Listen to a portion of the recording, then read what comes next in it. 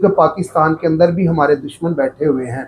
तो खैर फौज ने उन जो अंदर पाकिस्तान के अंदर दुश्मन जो बैठे हुए थे उनको भी कह लें कि जहन्नम वासल किया है, और जो बाकी रह गए हैं उनको भी हमारी फौज जो है जहन्नम वासल करेगी।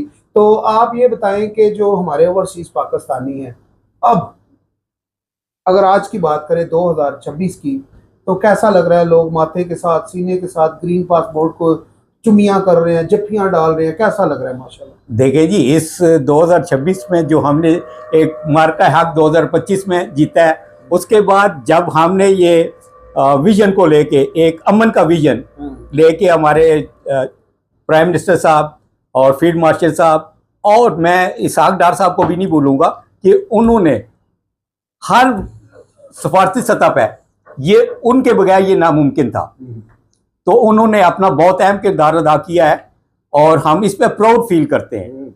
और हमेशा हम नहीं, मेरे ख्याल में हमारी आने वाली नस्लें भी इस चीज़ को प्राउड फील करेंगे कि हम अमन के मुहाफिज हैं और अमन हमने ये साबित किया है